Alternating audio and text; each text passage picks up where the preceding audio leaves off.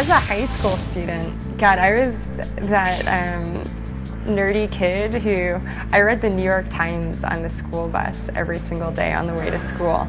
I had a round-trip commute of 3 hours every day, so I was up at 5:30 in the morning and I was on the school bus by 6:30 to get to school at 8.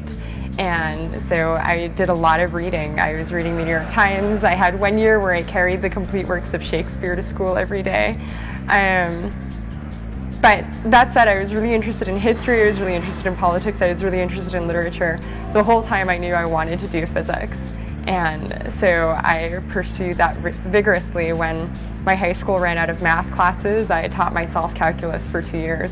When I ran out of science classes, I taught myself advanced placement physics. And I was very, I think, ardent in my pursuit of probably all of my interests. And that was probably, if you ask people who are around me, that would probably be a defining characteristic.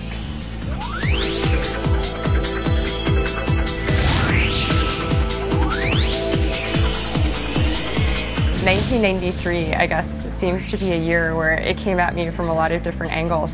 I was in 5th grade and my teachers decided that they were going to mix it up and have us do electives, and one of the electives that we could do was a science elective.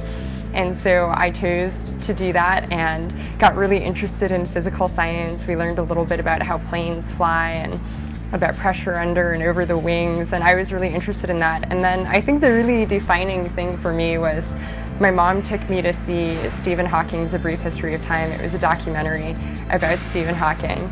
And I went in, I whined the whole way we were driving there, and I didn't want to go, and I thought this was really stupid, and it was an independent film, and who goes to see independent films? Uncool people go see independent films, and it wasn't even a real movie, it was a documentary, and those are boring. And somewhere in the middle they were talking about black holes, and they were talking about how relativity broke down.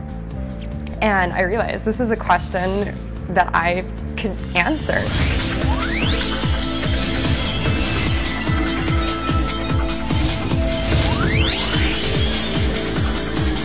I think on a regular basis, I am having discussions with the cosmology research group, or I'm talking to my advisor, and we're just sitting around thinking about, oh, well, could this idea work? And we're looking at the equations and seeing if we have an idea that's consistent with what we know about how physics works.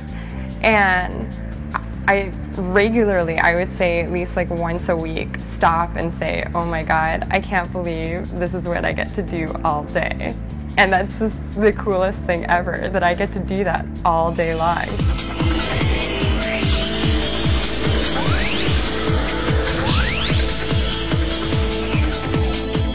I'm not sure I have a good answer to this question. I do know the truth is that throughout the ages, women and men have been scientists.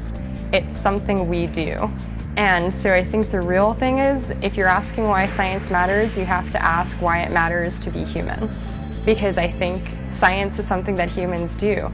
We will have people who will wake up and say, I'm really interested in why that constellation is now to my right when a couple of months ago it was to my left, and I'm looking in the same direction that I was a few months ago. And people ask those questions, and so at a very fundamental level, I think that's just what we do as human beings. We ask questions, and then some of us start asking more questions than other people do and get even more deep into it. And that's how you get the Newtons of the world and the Einsteins of the world. You get Newton, who's sitting around going, okay, well, how do things fall? And then suddenly he's not only thinking about how things fall, but he's invented an entire branch of mathematics that we now use to describe everything from psychology and sociology and economics to the expansion of the universe.